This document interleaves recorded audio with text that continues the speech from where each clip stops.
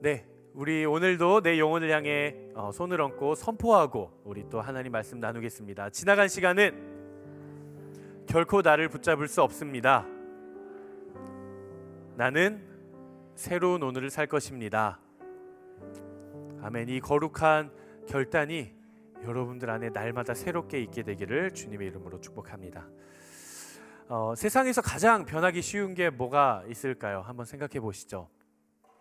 제일 변하기 쉬운 거. 정확합니다. 제가 이렇게 사람의 마음 아닐까 이렇게 원고를 준비를 해 왔어요. 사람의 마음 참 쉽게 변하는 것 같아요. 그 가운데서도 이 관계에서 오는 마음은 참 쉽게 변하는 것 같습니다. 사랑의 유통기한이 몇 년이라고들 하던가요?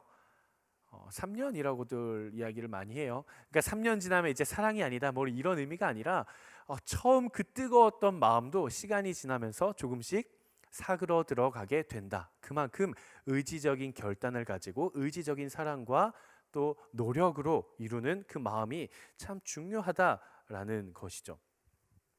참 우리의 마음이 쉽게 변하는 것 같습니다. 하루에도 12번씩 변하죠. 아침에 나올 때 기분이 좋았으면 하하호호, 근데 왔는데 버스를 놓쳤어요. 그럼 괜히 화가 나죠. 많은 한국 교회에 이제 주차장이 있는데요. 많은 성도들이 그런다 그래요. 예배 때 은혜 받고 차 빼다가 은혜를 다 엎어먹는데요. 참 마음이 수시로 변하는 것 같아요. 우리의 마음도 그런 것 같습니다. 하나님에 대한 우리의 마음, 예배, 큐티, 신앙생활, 순모임 참여, 헌신, 수고, 하나님에 대한 믿음, 이런 것들이 예수 그리스도의 첫사랑을 느꼈을 때는 정말 내 안에 너무 뜨거웠는데 시간이 지나면 지날수록 내가 이 신앙이라는 것, 예배라는 것에 대해 이 공동체에 익숙해지면 익숙해질수록 감사는 사라지고 불평은 늘어나고 하나님에 대한 사랑은 사라지고 나의 계획과 나의 고집들이 조금 더 늘어가기 마련인 것 같습니다. 마치 내 통장에 잔고에 월급이 들어왔다가 순식간에 사라지는 것처럼, 카드값으로 빠지는 것처럼 뭔가 하나님에 대한 은혜의 감사가 내 안에 어느 순간에 가득 채워져 있었는데 시간이 지나고 보니 텅텅 비어있는 그런 마음들을 발견하게 되는 것이죠. 오늘 마치 이런 신앙을 가지고 있었던 사람들이 등장을 합니다. 바로 소아시아 7교회 중에 오늘이 몇 번째 교회죠? 마지막 교회입니다. 7번째 라오디게아 교회 성도들이 딱 이런 마음이었어요. 라오디게아 교회 성도들은 하나님과 세상 사이에서 굉장히 애매모호한 신앙생활을 유지했습니다. 그래서인지 오늘 본문을 읽어보면 예수님께서 라오디게아 성도들을 향해서 칭찬을 한마디도 하지 않으세요. 처음부터 끝까지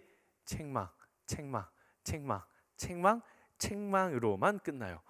우리가 이전에 나눴던 교회 기억하십니까? 빌라델비아 교회와 라오디게아 교회는 정반대예요. 빌라델비아 교회는 가진 게 하나도 없었어요.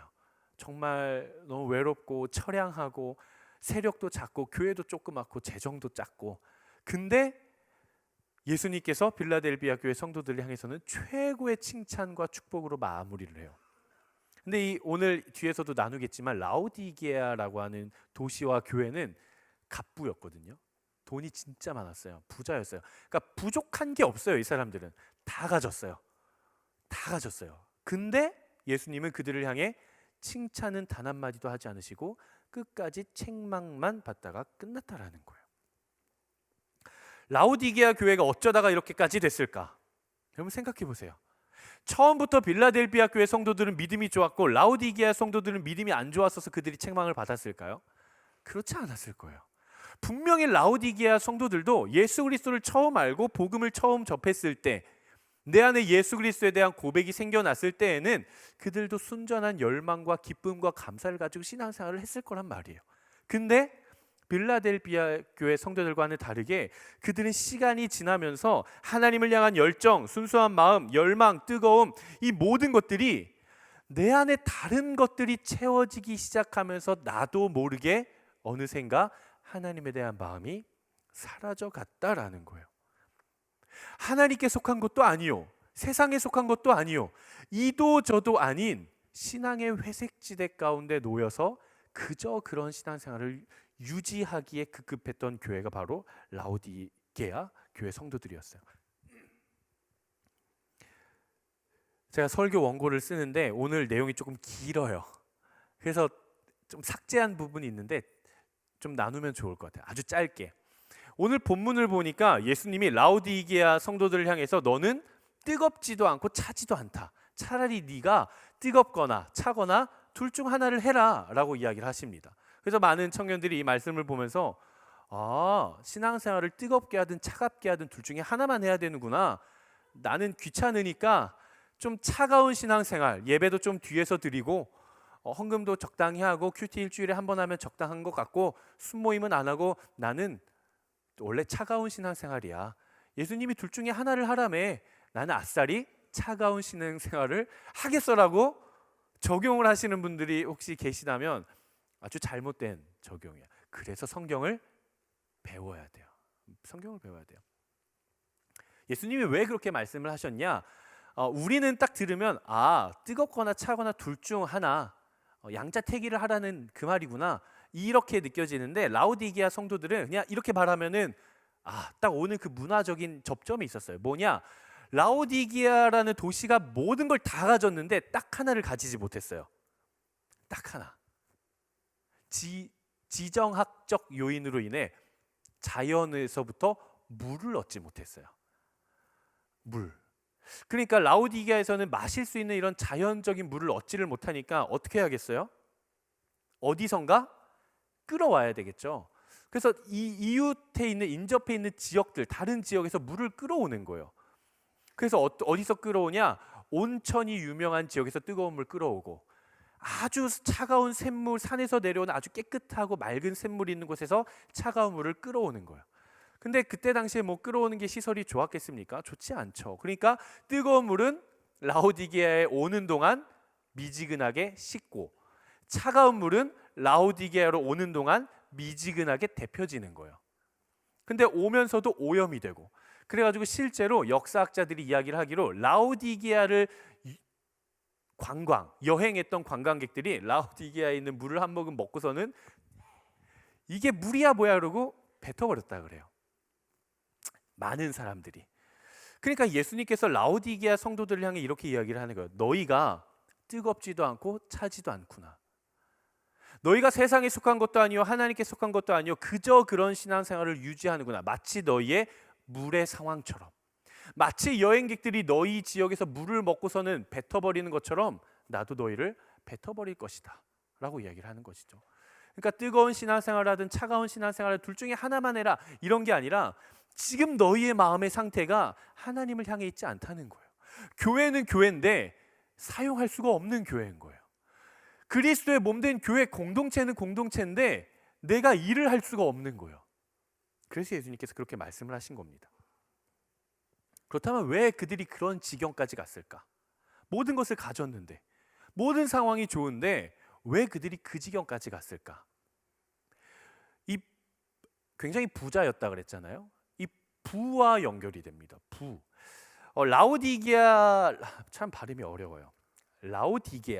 라오디게아가 부를 얻게 된 세 가지 산업이 있었어요. 한번 자막을 띄워주시겠어요? 첫 번째, 은행, 뱅크, 은행 산업. 오늘 왜 이렇게 발음이 안 될까요? 저 말 잘하는데 이렇게 말 안 꼬이는데 오늘 발음이 잘 안 되네요. 첫 번째, 은행 산업. 그리고 두 번째, 양모 산업. 그러니까 양털을 가지고 의류를 만드는 거죠. 세 번째, 의료 산업. 특별히 안과 질환. 이 세 가지 산업을 통해서 굉장히 큰 부를 얻게 됩니다. 그 재력이 얼마큼 어마어마한가? 우리 사대 교회와 빌라델비아 교회 지정학적인 문제가 있었어요. 지진. 이 라오디게아 교회도 마찬가지였거든요. 그 지진의 여파가 있어서 건물도 무너지고 하는 거예요. 그래서 로마 정부가 우리가 재정 편성해가지고 라오디게아 도시 우리가 지원해 줄게. 그러니까 라오디게아 교회에서 오늘 잘 안 되네. 라오디게아 교회 도시에서 이렇게 이야기를 하는 거예요. 우리 돈 많아. 우리 돈 많으니까 우리 복권 우리가 알아서 할게. 너네 그냥 돈 안 줘도 돼 라고 이야기를 할 정도로 굉장히 어마어마한 부자였어요. 부족한 것이 없었어요. 그런데 문제가 있죠. 그 부족한 것이 없는 재정적인 풍족함이 도리어 그들이 신앙을 걸려 넘어지게 하는 계기가 되었다라는 거예요. 그러니까 여러분 잘 받아들이셔야 돼요. 재정적으로 부족하면 잘못입니까? 재정적으로 부유하면 죄입니까? 그런 것을 논하는 게 아니에요. 돈은 악합니까? 선합니까? 돈은 선하지도 않고 악하지도 않아요. 우리가 악하게 쓰는 거죠. 돈이 많다고 악이 아니라 돈을 사랑하는 것이 일만하게 뿌리라 그래요. 그러니까 돈이 많고 재정적으로 넉넉하면 죄인, 믿음이 부족한 사람 이런 개념이 아니라 그것들을 사랑하는 것이 내가 또 다른 죄를 낳을 수 있는 죄의 뿌리가 된다라는 것이죠. 재정이 많으면요 넘어지기 쉬운 건 사실이에요. 넘어지기 쉬워요. 여러분 정말 극단적인 예를 들어서 여러분들 안에 1,000원이 있어요. 여러분들이 헌금해야지 지갑을 딱 열었는데 1,000원이 있어요. 그 1,000원 전액을 하는 것과 여러분들이 지갑을 열었는데 5만 원권 20장이 들어있어요. 그 전액을 하는 거에 여러분들의 손이 가는 무게의 차이가 날 수밖에 없어요. 여러분 잘 기억하십시오. 재정이 많은 사람은요 그만큼 큰 신앙적인 결단이 따라오게 됩니다. 재정을 많이 가지고 있으면요 그만큼 커다란 신앙적인 결단을 해야 돼요. 그래서 믿음이 작을 때 하나님을 향한 나의 믿음, 내가 재정을 사용할 수 있는 능력과 믿음, 이게 굉장히 미약하고 작을 때 큰 재정이 들어오는 건요 축복이 아닐 수가 있어요. 오히려 내 마음이 넘어지고 시험 들고 하나님을 떠나기 딱 좋은 조건이에요. 그래서 여러분들은 이렇게 기도하셔야 돼요. 하나님 저 그냥 돈 많이 벌게 해주세요. 제가 늘 설교 때 이야기하죠. 재정 많이 벌으시라고요. 돈 많이 벌으시라고. 다만 이렇게 기도하셔야 돼요. 그냥 돈을 많이 버는 게 아니라 이만큼의 재정도 믿음대로 사용할 수 있는 믿음도 허락하여 주십시오. 이렇게 기도하셔야 돼요. 재정과 관련된 설교가 아니어서 여기까지만 하고 넘어갈게요. 여러분 우리의 마음의 현 주소는 어떻습니까? 여러분들의 마음에 지금 무엇으로 가득 차 있으세요? 내 마음은 지금 무엇으로 차 있는가? 제가 몇 가지 질문을 좀 준비를 했어요. 자, 상황을 가정을 해보죠. 여러분들의 마음이라는 집에 하나님을 초대했어요. 예수님을 초대했어요. 질문, 예수님이 1박을 하고 가셨으면 좋겠어요? 아니면 빨리 가셨으면 좋겠어요? 내 마음이라는 집에 예수님이 찾아오셨어요. 문을 열고 들어오셨어요. 1박, 2박 좀 더 머물다 가셨으면 좋겠어요? 아니면 그냥 저녁 식사만 맛있게 먹고 얼른 가셨으면 좋겠어요? 생각을 해보세요. 만약에 1박을 하신다면 안방에서 같이 주무시길 원해서 여러분 방에서 같이 잤으면 좋겠어요? 아니면은 차라리 내 방을 내어드리고 내가 거실에 가서 자겠어요? 혹은 예수님을 거실에서 주무시라고. 와주신 건 감사하지만 주님 제 침대가 싱글이라 제가 이불은 준비해 드릴 테니 거실에서 주무시고. 여러분 만약에 우리의 마음에 하나님이 아닌 다른 것으로 대체되어 있다면 그것이 여러분들의 우상일 가능성이 굉장히 높습니다. 무조건 우상입니다 하면 이제 또 김한국 목사님이 정죄합니다 이러니까. 우상일 가능성이 어떻게 높다고요? 굉장히 높아요. 우리 잘 생각해 봐야 돼요. 어쩌면 우리의 마음속에 가득 채워져 있는 그것이 여러분들과 하나님과의 관계 사이의 거리를 멀어뜨리게 하는 장본인일 수도 있다는 거예요. 제가 3가지 질문을 던져볼게요. 한번 마음속으로 한번 생각해 보십시오. 첫 번째 질문, 나는 무엇으로부터 가장 큰 기쁨을 누리고 있는가? 지금 현재 여러분들의 삶, 지금 현재 내 삶, 지난 1주, 지난 한 달간의 여러분들의 삶을 돌아봤을 때 내가 뭐 때문에 가장 기뻤지? 나는 무엇으로부터 가장 큰 기쁨을 누리고 있는가? 두 번째, 나는 어디에 재정을 제일 많이 사용하는가? 내가 한 달 동안 돈을 어디에 제일 많이 썼지? 세 번째, 나는 어디에 시간을 가장 많이 사용하는가? 여러분 이 세 가지 질문, 여러분 내 삶에 무엇이 우상이지? 내 삶에 혹시 우상이 있나를 점검하고 싶으신 분들 이 세 가지 질문을 아주 객관적이고 아주 솔직하게 답을 해보세요. 난 무엇을 통해 가장 큰 기쁨을 누리는가? 난 어디에 재정을 제일 많이 쓰는가? 난 어디에 시간을 제일 많이 쓰는가? 어쩌면 우리도 라오디게아 성도들처럼 처음에는 그렇지 않았으나, 처음에는 하나님에 대한 믿음이 있었으나 지금은 믿음을 상실해버리고 열정을 상실해버리고 기쁨을 상실해버리고 감사를 상실해버리고 하나님에 대한 사랑을 이제는 상실해버린 채 그저 현상 유지 업체처럼 내 믿음을 유지하기에 급급한 삶을 살아가고 있지는 않은지 우리는 돌아보아야 돼요. 오늘은 라오디게아 교회가 가지고 있었던 이 상황들에 대해서 예수님께서 그들에게 해결책을 주십니다. 세 가지 처방전을 주세요. 그 세 가지 처방전을 가지고 여러분들의 삶에 한번 적용을 한번 해보십시오. 저는 저대로 적용을 하는 것이고 여러분들은 여러분들 한번 적용을 해보세요. 그래서 우리가 오늘은 좀 삶을 점검을 해보면서 오늘 이 시간 이후에 내일부터의 삶을 하나님께로 조금 더 가까이 나아갈 수 있게 되기를 주님 이름으로 축복합니다.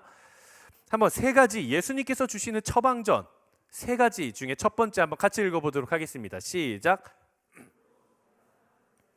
처음에는 신앙이 있었으나 지금은 신앙이 없는 라오디게아 성도들을 향해서 예수님께서 내려주신 처방 첫 번째요. 불로 정렬한 금을 사라. 제가 말이 왜 꼬이는지 알았어요. 오늘 예배가 좀 많이 딜레이가 됐거든요. 근데 오늘따라 제 원고가 조금 길거든요. 근데 뒤에 또 특강이 있어요. 그래가지고 지금 마음이 조금 급해요. 마음이 급해요. 자, 오늘 본문 17절 18절 말씀 한번 같이 읽어보도록 하겠습니다. 17절 18절 시작.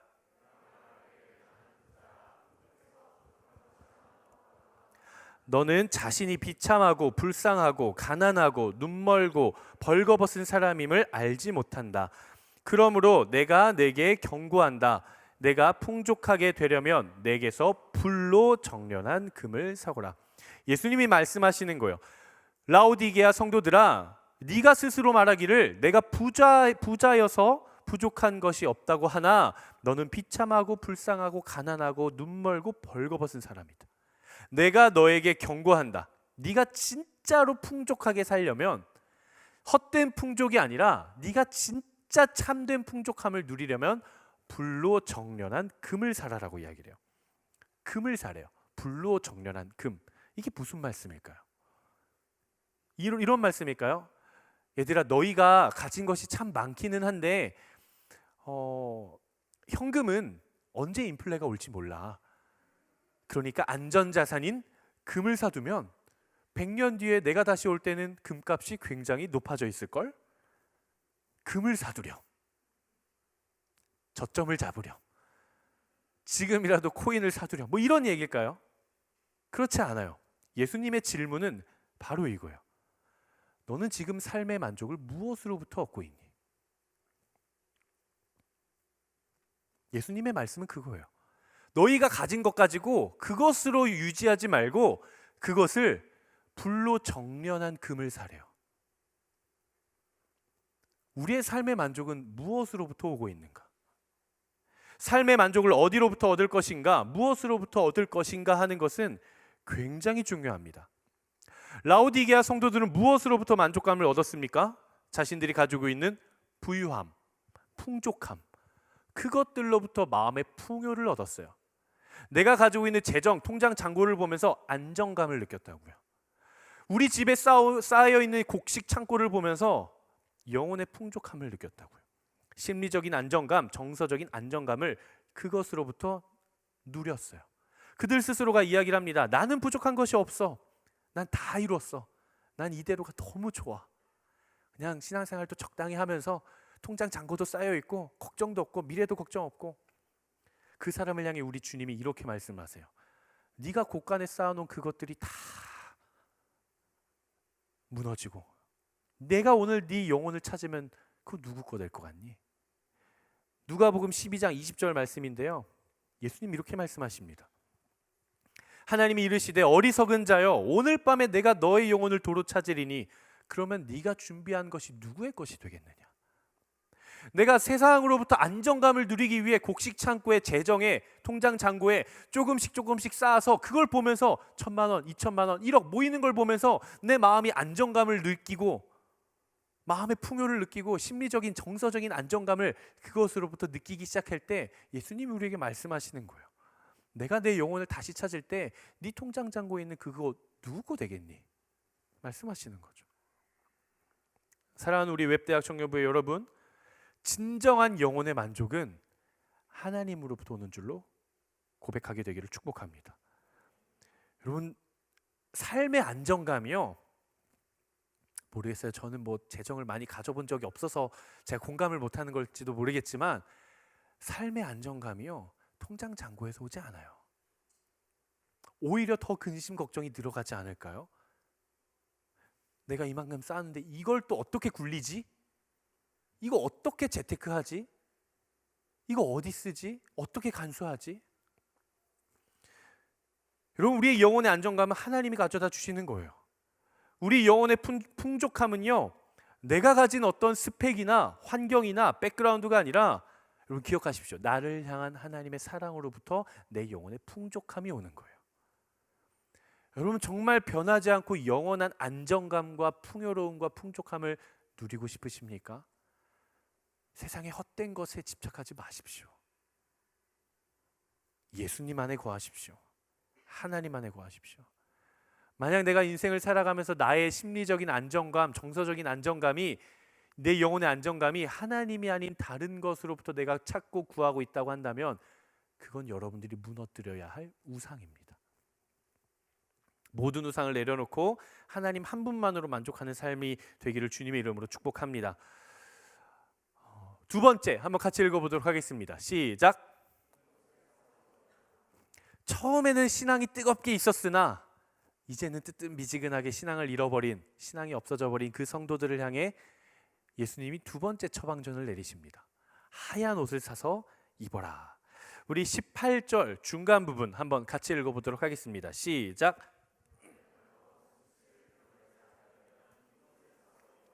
예수님이 말씀하시는 거예요. 너의 벌거벗은 그 수치를 드러내지 않으려면 흰 옷을 사서 입어라.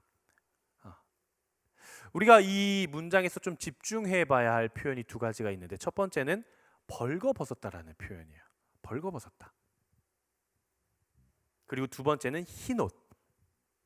흰옷. 생각해 보십시오. 지금 라오디게아 교회 성도들의 삶의 행태가 옷을 다 벗고 나체로 다니는 문화는 아닐 겁니다. 그렇죠? 그럼 이들이 벌거벗었다라는 것, 옷을 아무것도 입지 않고 벌거벗었다라는 것은, 그리고 이 벌거벗었다라는 것이 그들에게 수치스러움이 되었다라는 것은 무슨 의미인가? 현재 그들의 삶이 죄악 가운데 놓여 있다라는 것을 의미하는 겁니다. 뭔가 잘못됐다라는 거죠. 음행, 우상숭배, 타락, 시기, 질투, 분노 등등.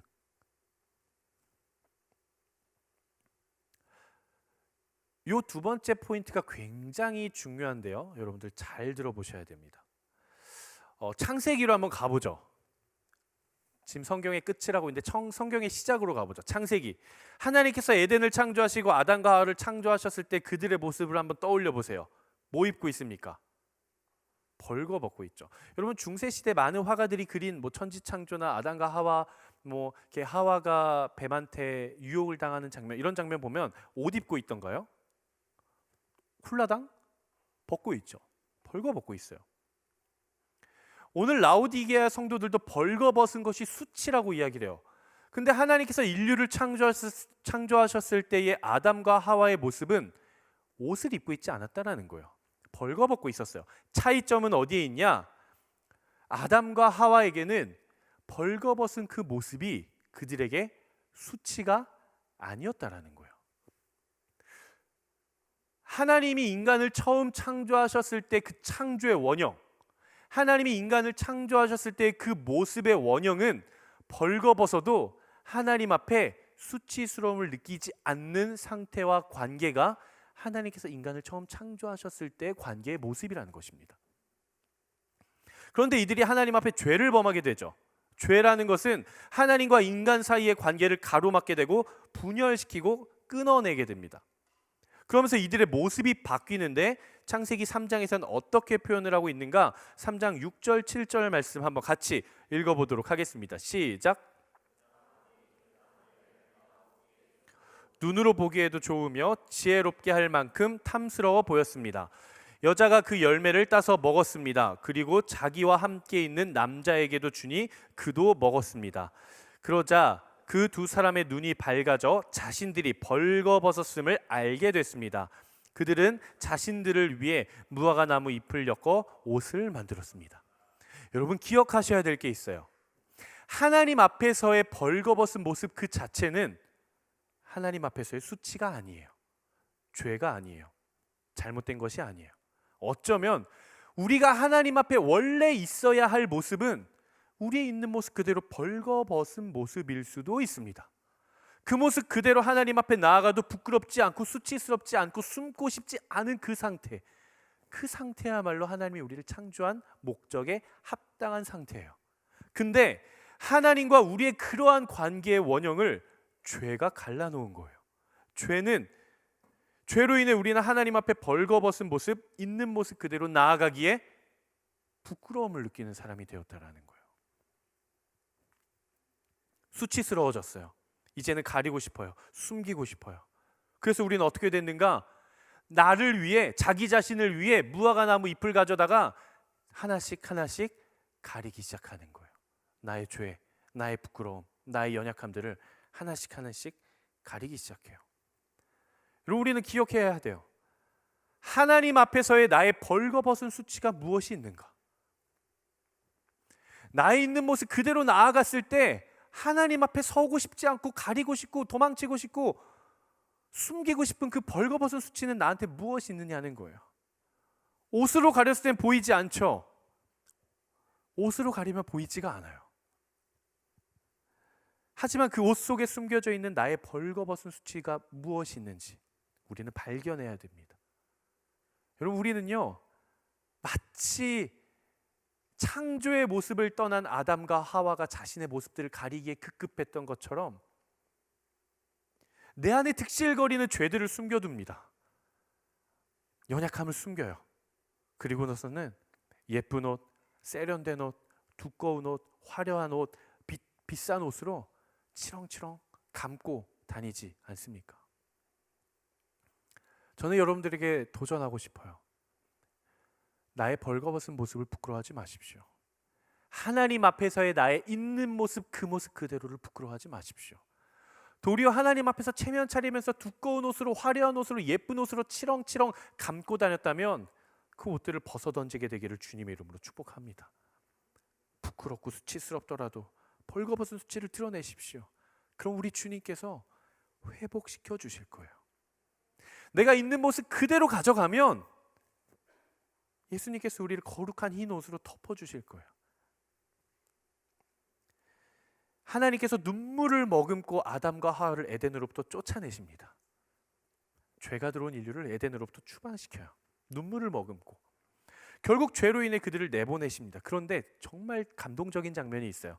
창세기 3장 21절 말씀인데요. 창세기 3장 21절 말씀 한번 같이 읽어보도록 하겠습니다. 시작. 여호와 하나님께서 아담과 그 아내를 위해 가죽옷을 만들어 입히셨습니다.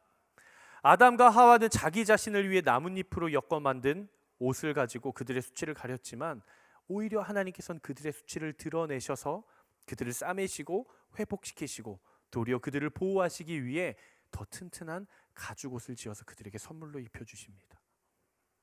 여러분 이 창세기에 나타난 가죽옷이 누굴 예표할까요? 예수 그리스도를 예표해요. 우리의 모든 수치와 모든 허물들을 다 벗어던졌을 때 하나님께서 우리를 싸매시고 회복시키시고 우리를 덮어주시는 것, 그의 사랑으로 덮어주시는 것, 그의 보혈로 덮어주시는 것, 그 거룩한 가죽옷이 바로 예수 그리스도의 십자가인 것입니다. 그리고 오늘 본문에서 예수님은 라오디게아 성도들을 향해 이렇게 말씀하시는 거예요. 너희들의 그 벌거벗은 수치를 드러내지 않으려면 흰 옷을 사서 입어라. 왜 하필 흰 옷일까? 왜 하필 흰 옷일까? 우리가 앞서 나눴던 것처럼 라오디게아 성도들의 가장 큰 부유함을 가져다 줬던 두 번째 산업이 뭐였죠? 양털, 양모. 근데 이 양이 하얀 양이 아니었어요. 검은 양이었어요. 그러니까 검은 양털 산업을 활발하게 하면서 검은색으로 만든 옷, 그거 뭐라 그러죠? 그 동물 털로 만든 비싼 옷, 모피. 와, 제 설교 준비하면서도 기억이 안 나가지고 그거 뭐더라? 비싼 옷 이렇게 동물 털옷. 모피. 제 모피 맞아요. 모피. 네. 그러니까 지금 라오디게아 성도들은 표면적으로는 자신들의 부유함을 가져다 준 그 검은 옷을 자랑하고 입고 다니는 상태가 된 것이죠. 하지만 그 속도 검해졌다는 거예요. 우리 주님은 이야기하십니다. 너희가 그 값비싸고 화려한 그 검은 옷으로 너희의 삶을 치렁치렁 감싸고 다니지 말고 차라리 벌거벗어 수치를 드러내라. 그리고 내가 회복시키실 것이고, 그리고 내가 덮어주는 흰 옷으로 너희가 갈아 입어라 라고 이야기를 하고 계신 것입니다. 사랑하는 모든 여러분, 나의 있는 모습 그대로를 하나님 앞에 내어드리십시오. 하나님 앞에서만큼은 벌거벗은 모습이 수치스럽지 않아야 돼요. 나를 가리고 있는 세상의 옷을 벗어던지고 주님의 거룩하고 정결한 흰 옷으로 갈아입게 되기를 주님의 이름으로 축복합니다. 세 번째, 예수님께서 내려주신 처방 세 번째 한번 같이 읽어보도록 하겠습니다. 시작. 안약을 사서 눈에 바르라고 이야기하십니다. 이게 도대체 무슨 의미일까? 처음에는 신앙이 있었지만 지금은 신앙이 없어져 버린 그 사람들을 향해 예수님께서 내려주신 세 번째 처방이에요. 안약을 사서 눈에 발라라. 저는 신대원을 준비하면서 왜 갑자기 안약일까? 소화제도 아니고 두통약도 아니고 왜 하필 안약일까 싶었거든요. 생뚱맞죠. 근데 우리 주님이 정말 센스 있으세요. 가르쳐 주실 때도 그 문화에 빗대어서 가르침을 주신단 말이에요. 오늘 라오디게아 성도들에게 세 가지 처방전을 내리는데 그 세 가지 처방전은 모두가 그들이 불을 얻음으로써 믿음을 잃어버리게 된 그 원흉 세 가지와 모두 연결이 돼요. 첫 번째가 뭐였죠? 무슨 산업? 은행 산업, 물질적인 풍요죠. 그래서 예수님이 내려주신 처방전, 금을 사라. 불로 정련한 금을 사라. 두 번째, 양모 산업, 양털 산업. 이건 삶의 타락을 의미해요. 예수님이 뭐 어떤 처방을 내려주세요? 검은 옷 입고 다니지 말고 벗어던지고 흰 옷을 사서 입어라. 세 번째, 의료산업. 의료산업이었죠. 안과가 굉장히 발달을 했다 그랬어요. 이것은 영적 분별을 의미합니다. 안약을 사서 눈에 발라라. 그 당시에 라오디게아라는 도시에 안과 대학교까지 있었다 그래요. 그러니까 안과에 있어서는 라오디게아가 최고. 그리고 그 지역 특산품이 안약이었다 그래요. 거기서 나는 어떤 재료로 만든 가루 안약이 정말 그렇게 눈에 좋았다라고 합니다. 그러니까 많은 부를 가져다 주었겠죠. 근데 예수님이 안약을 사서 네 눈에 발라라라고 이야기하는 것은 무슨 의미인가? 영적 분별을 회복하라는 거예요. 영적 분별을 회복해라.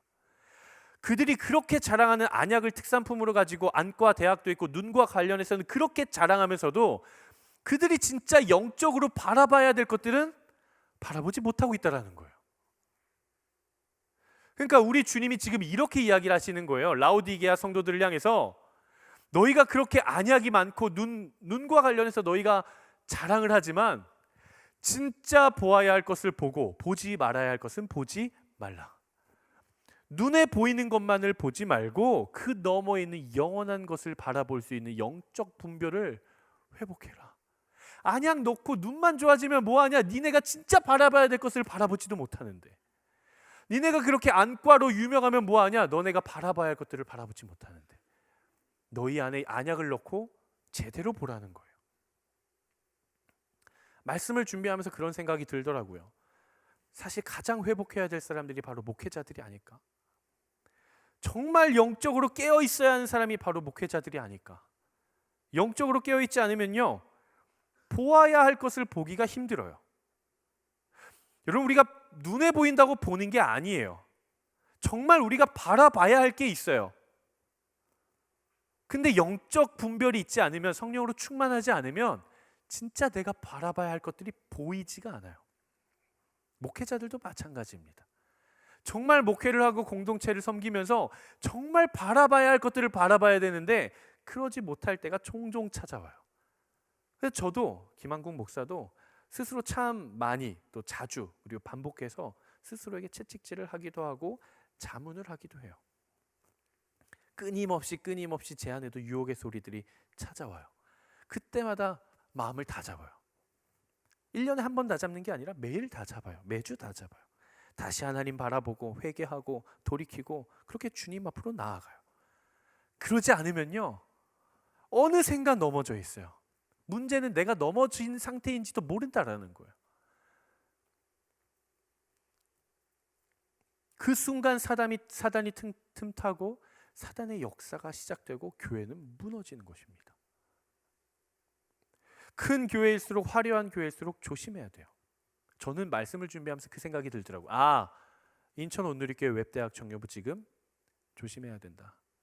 인천 온누리교회 웹대학 청년부 지금 영적으로 깨어 있어야 된다. 영적 분별을 지녀야 된다. 제가 지난번에도 말씀을 나눴는데 저희 공동체 예배 인원이 참 많이 늘어가고 있습니다. 많은 분들이 찾아와 주고 계세요. 처음 제가 왔을 때 150명, 160명 예배를 드렸었는데요. 한 2년 지나서 이제 3년 하고 첫 번째 달인데 이제 370이 넘어가서 400명을 향해 가고 있어요. 그러니까 당연히 제가 온누리교회 이제 보고를 하니까 본부에 있는 대청 교역자들이 연락이 많이 와요. 소식이 금방금방 전해져요. 연락이 와요. 웹이 요즘 그렇게 부흥하고 있다면서요? 와, 왜 이렇게 예배 인원이 많아요? 웹 해외 6개 가요? 국내 7개 가요? 8개 가요? 와, 웹 부흥했네. 사람 진짜 많아졌네. 라고 이야기를 해요. 저한테 제일 많이 들려온 얘기가 그거예요. 웹이 지금 부흥하고 있다면서요. 그 얘기가 굉장히 많이 들려와요. 근데 저는 참 감사함이 많은데도 제 안에 어떤 생각이 찾아오냐면 저는 지금이 우리 공동체가 제일 위험한 때라고 생각합니다. 축복받은 건 맞아요. 정말 귀한 분들이 공동체에 자리해 주시고 거름해 주시고 우리가 함께 예배할 수 있는 그 축복을 누리고 있는 거는 맞는데 동시에 우리가 영적으로 분별하지 않으면 지금이 가장 위험한 때라고 생각합니다. 저는 그 전에 계셨던 목사님과도 그렇게 얘기를 했어요. 목사님, 저는 걱정이 돼요. 전 지금 위험한 때인 것 같아요. 화려한 외형, 예배 인원의 증가, 프로그램, 양적 증가. 여러분, 우리가 이런 것들에 속으면요, 사단이 그걸 통해 일합니다.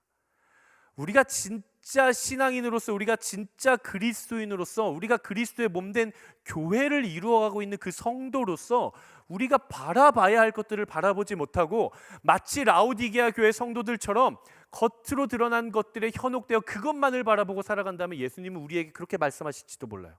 정신 차리고 안약을 네 눈에 넣고 지금이라도 바라봐야 할 것들을 바라봐라. 부흥이 뭘까요? 제가 정말 많이 듣는 얘기예요. 부흥. 저 의지적으로 부흥이라는 얘기를 잘 안 하려고 해요. 부흥이 뭘까요? 여러분들이 생각하는 부흥이 뭡니까? 그리고 우리가 이 공동체 제 거 아니잖아요. 하나님의 공동체잖아요.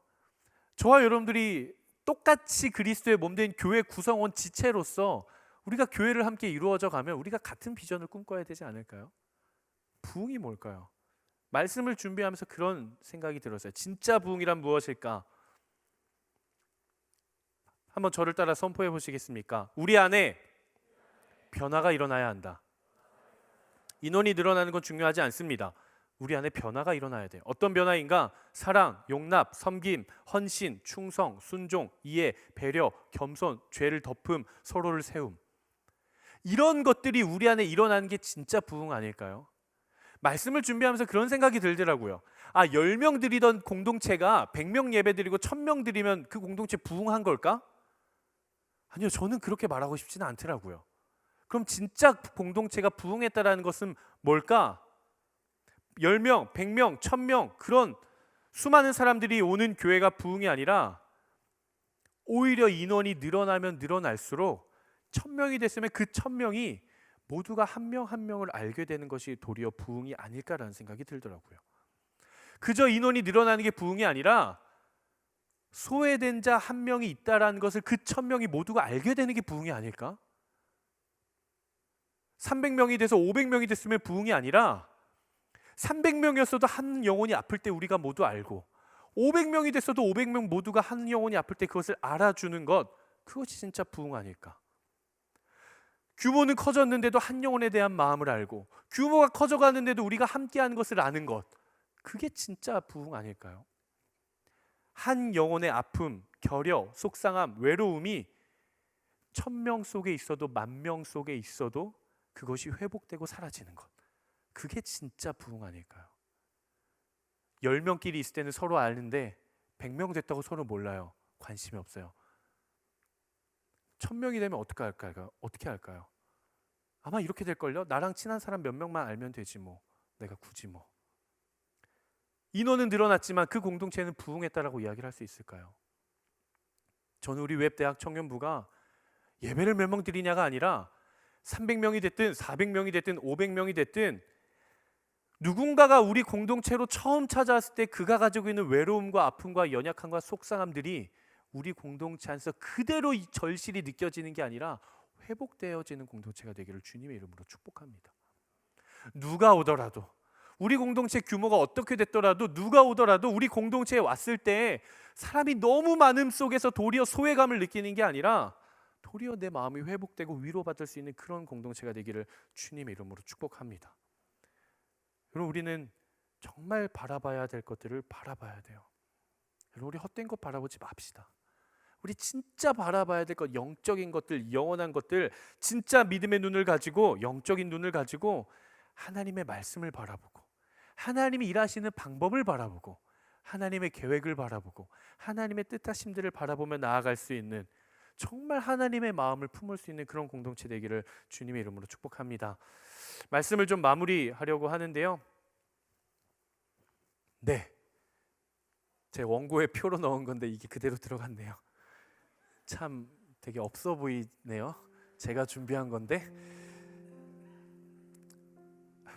네, 한번 좀 보십시오. 라오디게아 성도들이 처했던 상황이에요. 그들은 은행 산업과 양모 산업과 의료 산업으로 인해 정말 어마어마한 부를 얻게 되었어요. 근데 그것이 축복이 아닌 것이, 처음에는 믿음이 있었으나 부가 늘어나면서 그들의 믿음이 점점 사라져 버리는 것입니다. 그래서 예수님이 처방을 해주세요.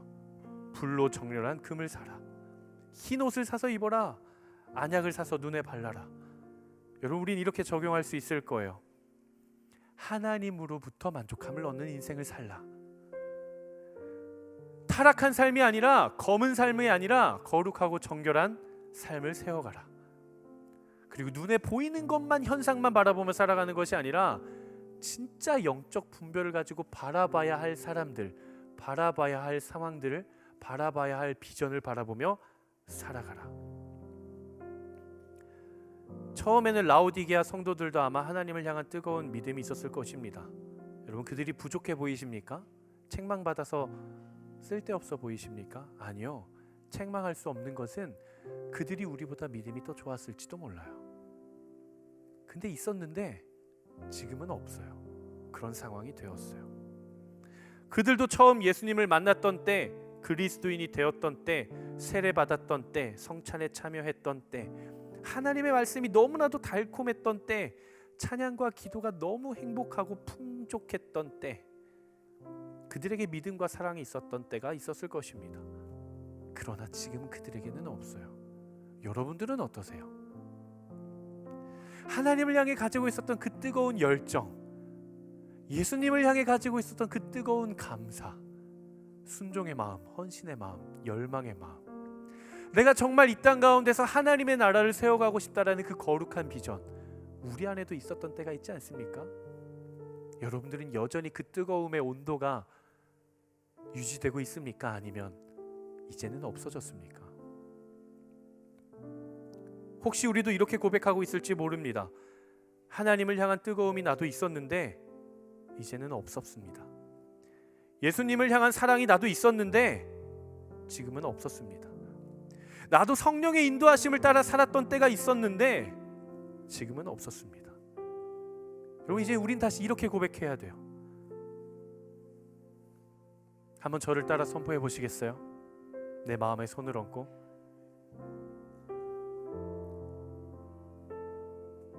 잠깐 없었지만 다시 회복되길 원합니다. 하나님을 향한 사랑이 없었지만 다시 회복되길 원합니다. 예수님을 향한 감사가 없었지만 다시 회복되길 원합니다. 예배의 감격이 없었지만 다시 회복되길 원합니다. 여러분, 그렇게 기도했으면 좋겠어요. 내가 잃어버렸던 것, 내가 있었으나 없었던 것, 하지만 이제 잃어버렸던 것을 다시 되찾아올 때예요. 우리 같이 함께 말씀을 붙잡고 찬양하고 기도했으면 좋겠는데요. 하나님, 정말 내 안에 하나님을 향한 그 뜨거운 열망들이, 거룩한 회복들이 일어나게 하여 주시옵소서. 정말 다시 내 안에 채워지길, 정말 풍요롭게 채워지길 원하시는 분들 한번 자리에서 일어나 보시겠습니까?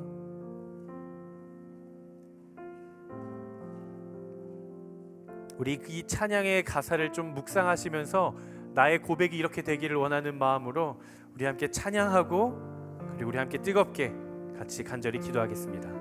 나는 내 마음의 복음이, 나는 내 마음의 복음이 흥했던 곳에서 다시 아버지를 만나고, 주님 내 마음의 연약한, 주님 내 마음의 연약한 눈물의 끝에서 또 나를 반겨주시네.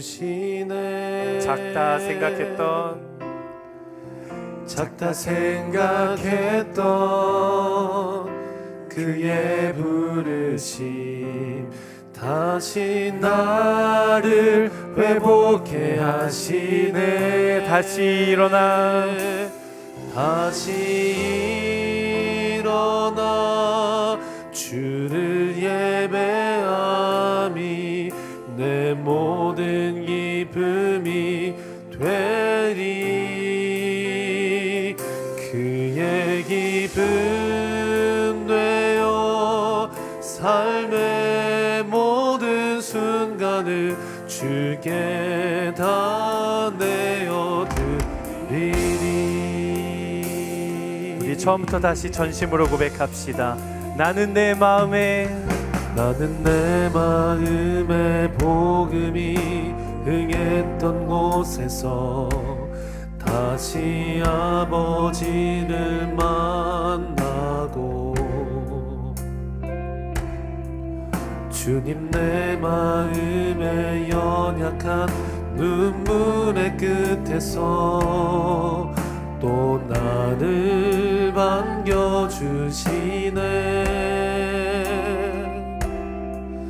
작다 생각했던 그의 부르심 다시 나를 회복해. 우리 다시 고백합시다. 다시 일어나 주를 예배함이 내 모든 기쁨이 되리.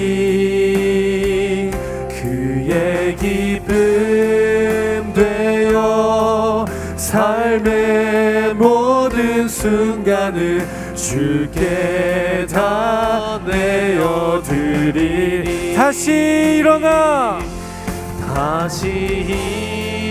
일어나 주를 예배함이 내 모든 기쁨이 되리. 그의 기쁨 되어 삶의 모든 순간이. 우리 시간 내 영혼의 고백으로 전심으로 찬양하며 나아갑니다. 다시 일어나 주를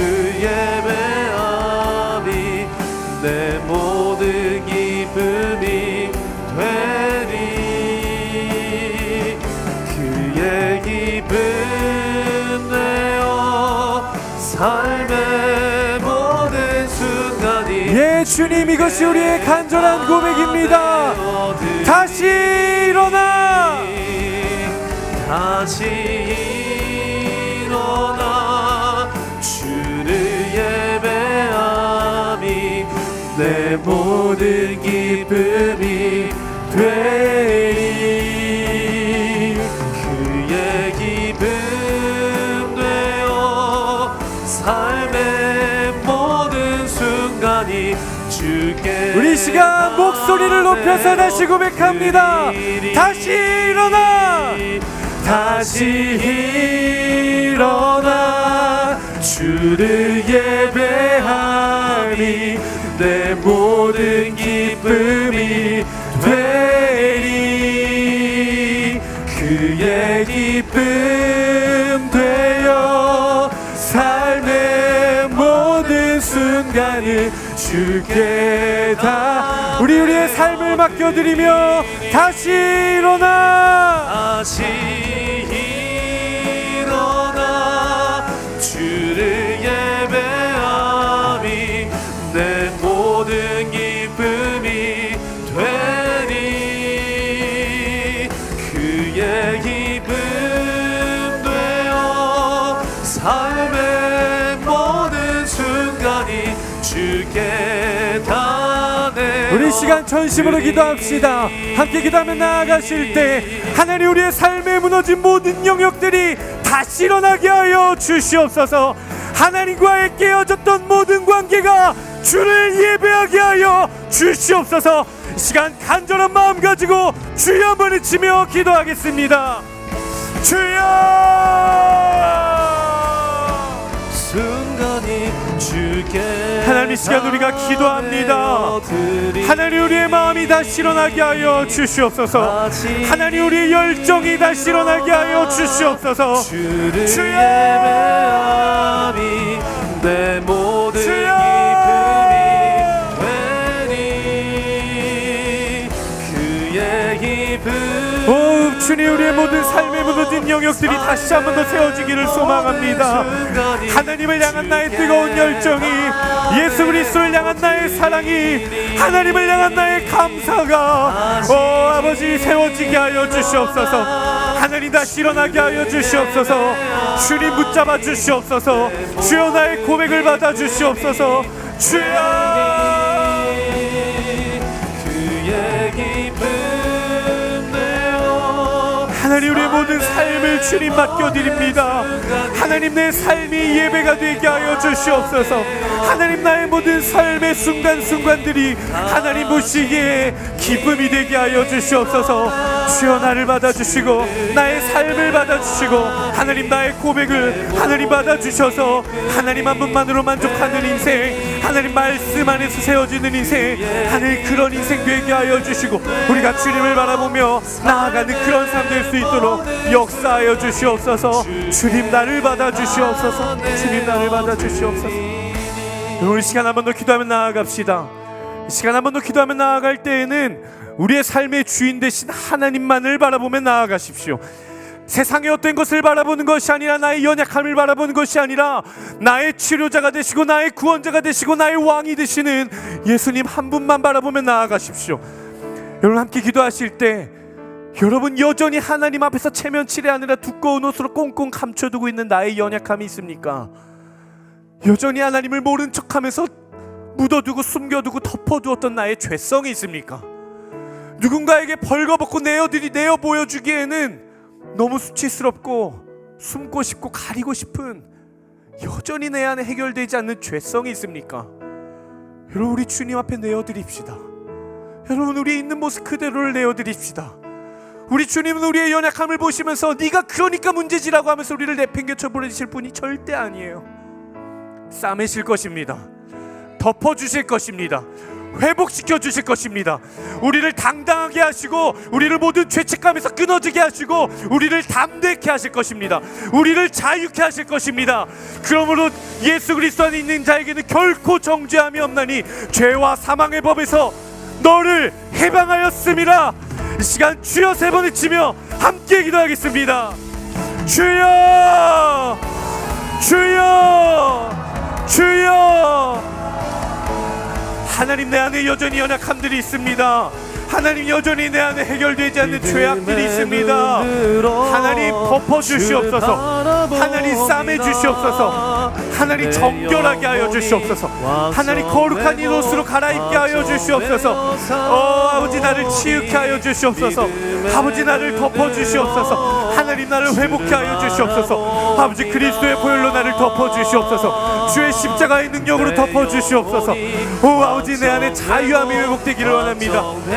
주님, 나를 사용하여 믿음의 눈 들어 주를 바라봅니다. 내 영혼이 확정되고 내가 그리스도와 함께 십자가에 못 박혔나니 그런즉 이제는 내가 사는 것이 아니요 오직 내 안에 그리스도께서만 사시는 것이라. 내가 이제 육체 가운데 사는 것은 나를 사랑하사 자기 자신을 버리신 하나님의 아들을 믿는 믿음 안에서 사는 것이라. 하나님, 내가 믿음 안에 살게 하여 주시옵소서. 하나님의 나라를 꿈꾸며 살아가게 하여 주시옵소서.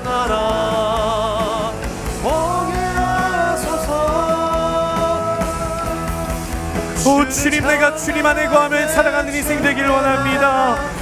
주님, 나를 붙잡아 주시옵소서. 그러므로 이제 그리스도 예수 안에 있는 자에게는 결코 정죄함이 없나니 이든 그리스도 예수 안에 있는 생명의 성령의 법이 죄와 사망의 법에서 너를 해방하였음이라. 하나님, 내 안에 죄책감이 끊어지게 하여 주시옵소서. 하나님, 내 안에 자책이 끊어지게 하여 주시옵소서. 하나님, 내 안에 자유함을 주시옵소서. 하나님, 내 안에 죄의 결박을 끊어주시고 하나님, 내가 자유함과 담대함과 당당함을 가지고 살아갈 수 있는 그런 인생 될 수 있도록 역사해 주시고 주님, 함께하여 주시옵소서. 주님이라여 주시옵소서. 주님이라여 주시옵소서. 사랑하는 아버지 하나님, 하나님, 여전히 주님은 나를 보시며 보배롭고 존귀하다 여겨주십니다. 하나님, 내가 주님을 처음 만났던 때가 있었습니다. 하지만 주님, 그 기억이 내 안에서 사라졌습니다. 하나님, 모든 것이 감사했었던 때가 있었습니다. 하지만 주님, 지금은 그 모든 것이 사라져버린 지 오래입니다. 내가 주의 교회를 세워가겠노라고, 한 영혼을 전도하겠노라고, 한 영혼을 구하겠노라고 하나님, 내가 결단했던 때가 있었는데 지금은 사라져버렸습니다. 하나님, 내가 주의 뜻에 합당하게 헌신하며 순종하며 나아가기로 결단했던 때가 있었는데 하나님, 지금은 사라져버렸습니다. 하나님, 내 안에 주를 향한 열정이 다시 회복되어지게 하여 주시옵소서. 예수 그리스도를 만났던 그 첫사랑의 기억이 다시 한번 더 회복되어지게 하여 주시옵소서. 하나님이 내 삶의 주인이시오 왕이시오 주권자라는 그 고백이 내 안에 다시 회복되어지게 하여 주시옵소서. 하나님, 세상의 어떤 것으로부터 만족함을 누리는 인생이 아니라 영원한 왕이신 하나님으로부터 만족함을 얻는 인생이 되게 하여 주시고, 세상의 어떤 가치관을 따라 살아가는 인생이 아니라 거룩하고 정결한 옷을 입고 당당하게 담대하게 자유하게 살아가는 인생 되게 하여 주시옵소서. 하나님, 우리가 믿음을 붙들고 살아갑니다. 우리가 그리스도인이라는 이름을 가지고 살아갑니다. 눈에 보이는 것만을 바라보며 따라가는 것이 아니라 마땅히 바라봐야 할 영원한 것들의 시선을 두고 영적으로 분별하며 살아가는 그런 인생 되게 하여 주시옵소서. 하나님, 지금은 없어졌을 수도 있으나 이젠 우리가 다시 고백합니다. 지금은 없었으나 다시 회복된 인생, 한때는 없었으나 다시 세워진 인생, 한때는 잃어버렸으나 다시 붙잡는 인생, 그런 인생 되게 하여 주시옵소서. 하나님, 우리의 삶의 거룩한 예물을 구별하여 하나님 앞에 올려드립니다. 이 예물이 사용되어지는 모든 곳곳마다 주의 나라가 임하게 하여 주시고 주의 역사가 나타나게 하여 주시고 한 영혼 한 영혼이 주 안에서 회복되고 위로받고 격려받는 놀라운 주의 주권적인 역사가 나타나게 하여 주시옵소서. 예물뿐만이 아니라 우리의 삶도 결단도 재정도 하나님 모든 것 주님 손에 맡겨드리오니 사용하여 주시고 주님 나를 통하여 일하여 주시옵소서.